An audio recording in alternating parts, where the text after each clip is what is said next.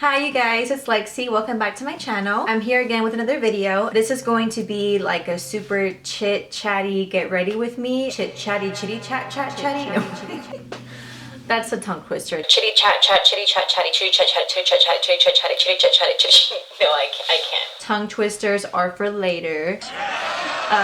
Grab some popcorn, grab some snacks, grab some makeup brushes. Let's do our makeup together. Whatever it is that you're doing, if you're doing your laundry, if you're folding your clothes, whatever, include me. I want to be there with you. Let me know what you think of this video in the comments, and let's go ahead and get started. Baby, can you focus on me? Oh, I slapped my chest so hard. Why did I do that to myself? Recently put my mirror up. It was in my living room. I moved it in here. It's just so much brighter, full of life in here. Plants, I've got one there and right next to it. Got some plants up here. I've got some up there. If you guys want a video of me explaining how many plants I have, how I got into them, what type of plants do I have, let me know and I will go ahead and work on that for you guys. Besides that, let's go ahead and jump into the video.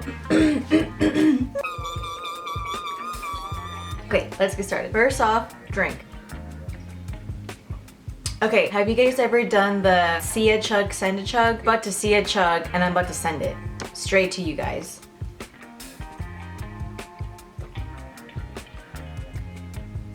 This is amaretto and that strawberries and cream Dr. Pepper. I think that's what it's called. It is delicious. This is in my cute little cup. It says my Valentine has 4 paws on it. My mom got this for me for Valentine's Day. So stinking cute. Hope you guys can see me. I feel like it's clear, but then again, the light coming in from my window looks kind of funny. I think we're good. I think we're good. Awesome. Can we just take a moment to appreciate how long my hair is getting? Look at how long it is. So healthy. I'm just waiting on these front pieces to get as long as this piece down here. Trying to grow my hair out all one length and then hopefully have some face framing in the... Excuse me. The goal here, have my hair down to my belly button, face framing layers in the front. Honestly, these in the front here, just to go super blonde with my hair, like bleach blonde to the freaking max. What was I doing? A full highlight at first. As blonde as we can get it, a little bit of a root touch up in between the lighter ashy brown, and be blonde all over. I'm top of the world, like just a typical Texas beach babe. You know, one day somebody was like, why don't you just do a bleach retouch? Bleach your entire head. I was like, great minds think alike. Actually thinking the same thing. I was like, why am I doing full highlights when I can do a full-on root touch-up from scalp to ends? Wow. What had happened was, I guess I could be doing my makeup while I'm talking about this. Would get my hair done every, I think it would be like 2.5, 3 weeks. And this is for a bleach. What the hell? Anyway, what was I saying? Lord, I need another sip of my drink. Literally, I used to get my hair done once every like 2.5 to 3 weeks. And mind you, this was for a bleach retouch. And you put bleach straight on my scalp. I am Latina. You know what that means. Black as roots.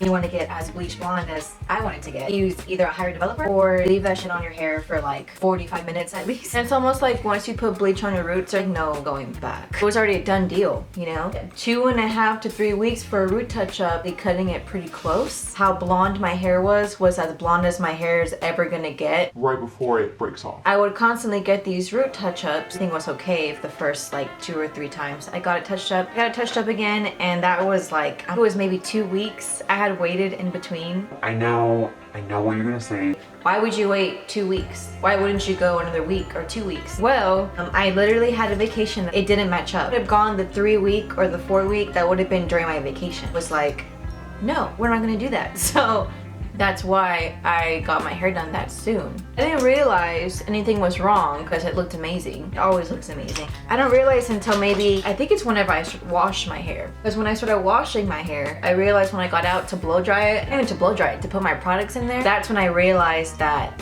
my hair literally melted off. It literally melted off my head. When I went to go put products in my hair, notice that these front pieces here, it literally looked like someone had got a #1 clipper guard, shaved my head in the front. Just in the front, Everywhere else was somewhat fine. It was still super damaged, but man, that was horrible. And I remember I definitely cried because I was like, dude, my hair. It was pretty long, but at the same time, so unhealthy. I used to work at a salon, and so I know how to take care of hair, but I always refused to cut it pretty short. I was supposed to because I love long hair. And now I look back at pictures and I'm like, Oh my god, you looked horrible. I didn't look horrible, but my hair, like from the back, if you would take a picture for me from the back, or even if I had my hair pulled to the front here, it not look full at all. It really looked super stringy. Like this is how my hair looked. And it was all down, like super piecey, just like burnt, fried, crusty, dusty, and musty.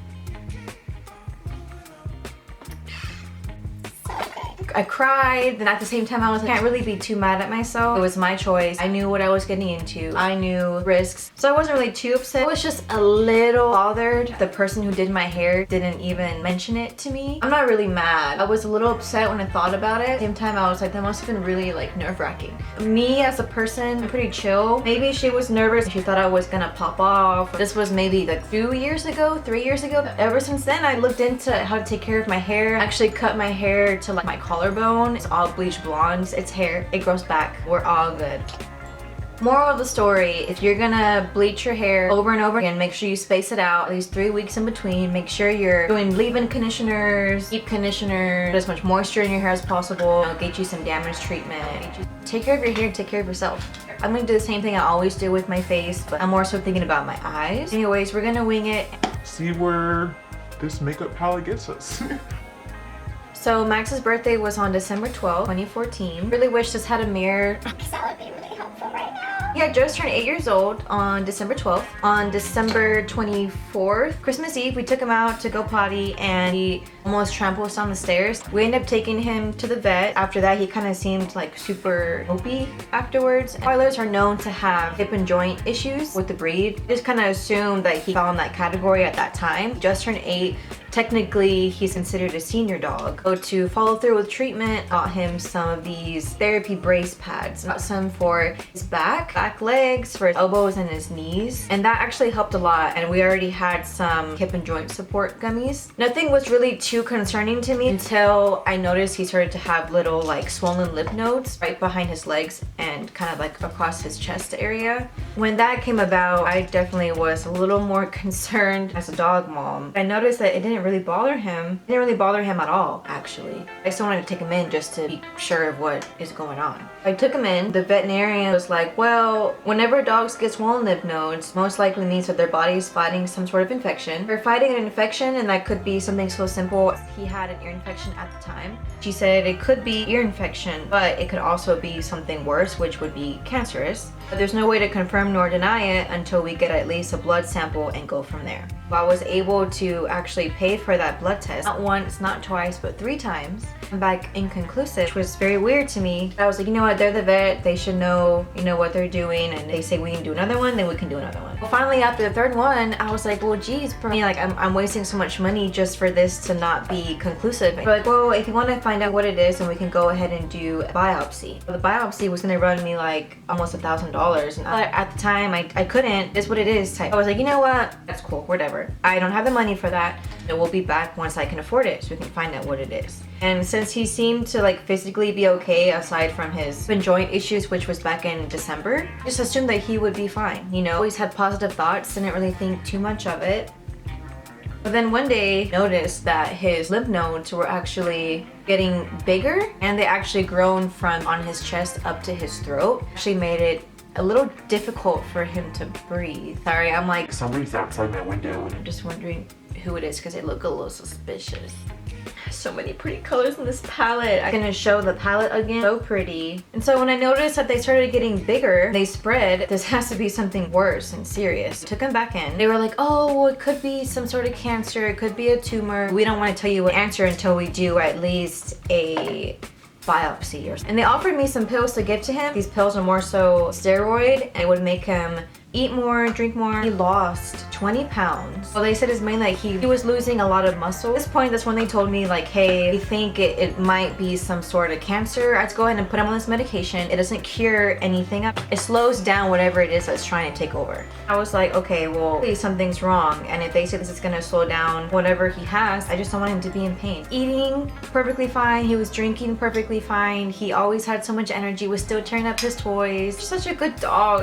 I love him and I miss him so much. Put him on this medication for 2 weeks. If you want to re-up on his medication, you guys need to schedule him for a 2-week follow-up that includes some type of imaging. But I can do x-rays. Those are, you know, it knocks off a couple $100, and it was what we could do at the time. Didn't really see much different with the pills, although I did notice within the last 3 days of that 2 weeks, he did seem to be a little extra hyper for whatever reason and turn up his toys. You know, he was running around a little bit more. These pills are amazing. So I take him to his follow-up appointment and he looked a little more plump. I had just assumed in my head like, well, he gained at least 5 or 10 pounds. It made sense, right? Hopes that he was gonna gain some weight and show some significant change in a good way. Instead, he almost went backwards. They weighed him. They told me that he did lose 2.5 to 3 pounds, which is not good. And she did physical on him. She noticed that he was a little bloated on his belly, maybe part of his liver that's swelling up or something about his organs. Something in there is swelling up, and that's not a good sign like at all. She told me that he is not going to refill his medication because it was just giving him extra steroids that weren't doing anything for his body, except for the disease was too far gone. His body already, the pills didn't do anything. Overall, not good news. And right then and there is when I sat down and she looked at me. If I were you, I would really consider putting him down, because at this rate, I don't see him living past next month. And that was very tragic, horrible news for me to hear about my dog. You don't ever know what your dog or your baby is going through because they can't speak. And we actually tried to plan a trip for him first weekend of April. I asked her about it and she did tell me that I should consider maybe move that date up, because with the rate that he was going with his body, he wasn't gonna make it. I really sucked to hear, honestly. It just sucked. You know, the whole situation just sucked. You know, it's just a way of life. That all of the symptoms point towards lymphoma cancer. Before I left, she did give me a pamphlet explaining the entire disease itself. I'm sitting here reading this pamphlet and I noticed every single stage of the actual disease that I read on my pamphlet, every single appointment that we took him in for. So after that appointment, he seemed like he was still doing pretty okay. Okay, let me do my eyeliner real quick. Eyeliner is done. He told me to pretty much plan / accept the fact that he will no longer be here. He gave me 2 to 4 weeks, but definitely not until the following month. And long story short, he passed away the next day. We had our follow-up appointment on Tuesday afternoon and he passed away Wednesday night. I had to go into work. That morning was completely different than he ever was before. I noticed that he didn't have energy like at all. He didn't want to get up for anything or anybody. He barely got up for me to go outside and go pee and poop. We walked outside my apartment. He went pee, he went poop, and he was pulling his leash to go back inside. Like that's not like Max at all. He's always down to go for at least 10, 15, 20 plus minute walk. Mind you, the night before, he kept waking up me and my boyfriend and he was in such a good, hyper happy mood. And we were like, what is up with you? Like, you're never this late bugging us. It was kind of weird. And my boyfriend got up and, you know, took him outside. I feel like I look like a pop star. I just need my lashes and my eyeliner. Back to the story. He distracted way too easily. Kept us up all night. He kept waking us up. My boyfriend took him outside. He went pee, he went poop.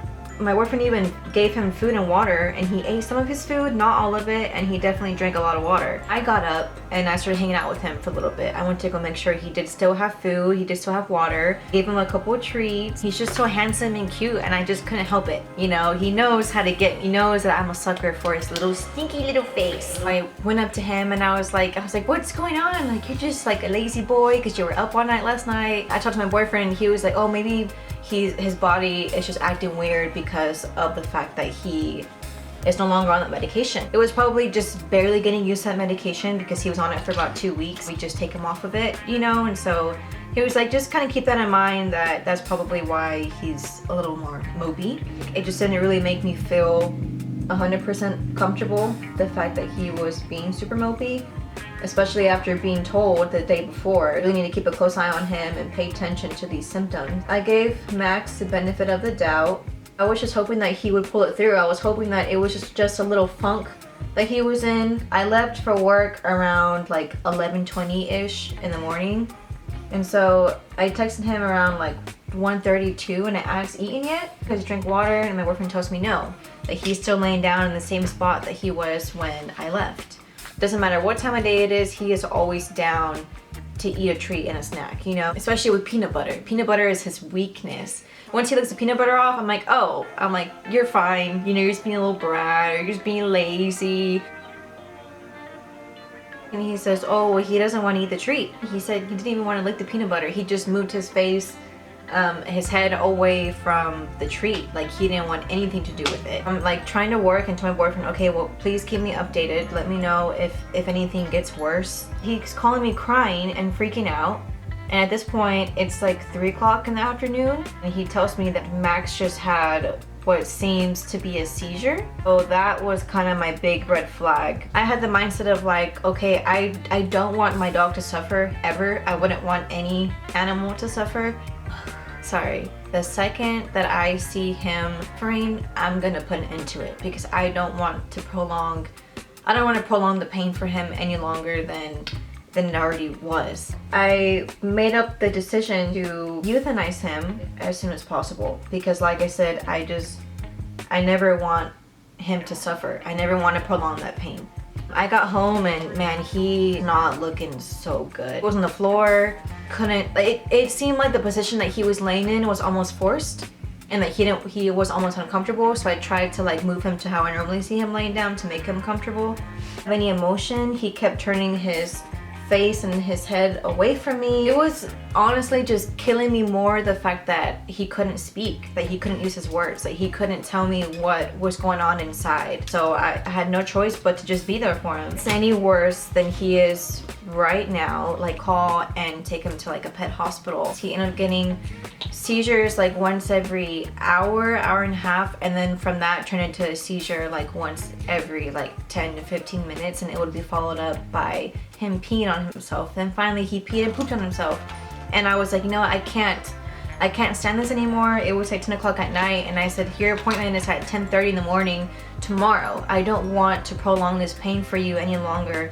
He did start whimpering, and as soon as I heard him whimpering, I was like, okay, we're taking him like right now. What we have to do is put him in my car and take him to the hospital, and then we don't even have to worry about taking him out of the car, because they already have people with the gurney that's going to be there, and they can take care of it for us. So me and my boyfriend are like, okay, how are we gonna do this? We picked him up. I picked him up by his front half and held his head. My boyfriend picked him up from his bottom half of his body. I can just feel all of this like slobber and pee on the floor, and he had just peed again. So I told my boyfriend, okay, we need to put him down slowly. Okay, well, let's slowly put him down. So we're talking to him and we're like, it's okay, Max, it's okay, we're gonna put you down, we're putting you down. He looked up at my boyfriend and he looked up at me. We were both holding him. That's when, I can't even say it, it hurts to say it out loud. That's when he takes his last breath. And I looked into his eyes and I knew that he was no longer there. Yeah, he passed away in our arms as we were putting him down. He was just such a good dog. I can't stress that enough. And life is just too short for you to be stressing over people that aren't worth it, or to be stressing over a guy that's not worth it. Life is too short for you to be neglecting your dog and leaving him outside. You just gotta be more grateful and count your blessings, because you never know.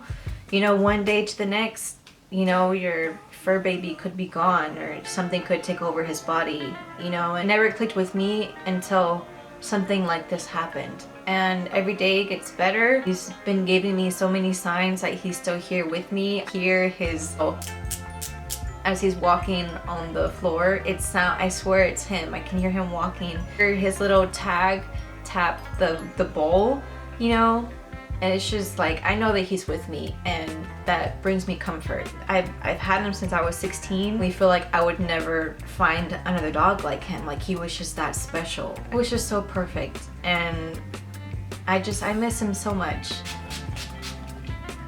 Up there in doggy heaven, and he's always gonna be with me in my heart until the end of time. I have to show you guys 2 cute pictures that my mom printed out for me. They're so cute of me and Max. This is the first one.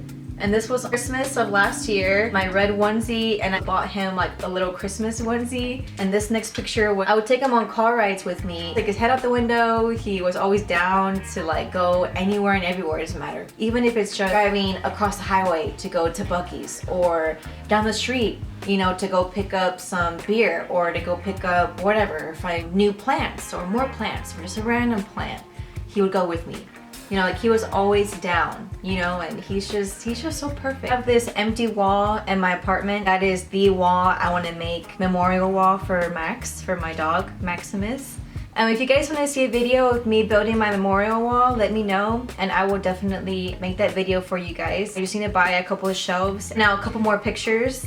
Besides that, this is the finished makeup look. I feel like I should put some lip gloss on, but might be too much. What do you guys think? Should I put lip gloss on or no? I think I'll put some lip gloss on. That is my purse.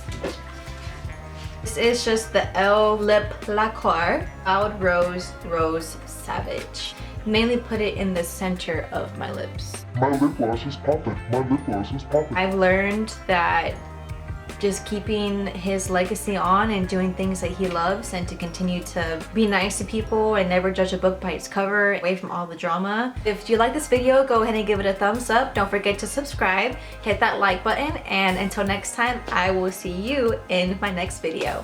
Bye.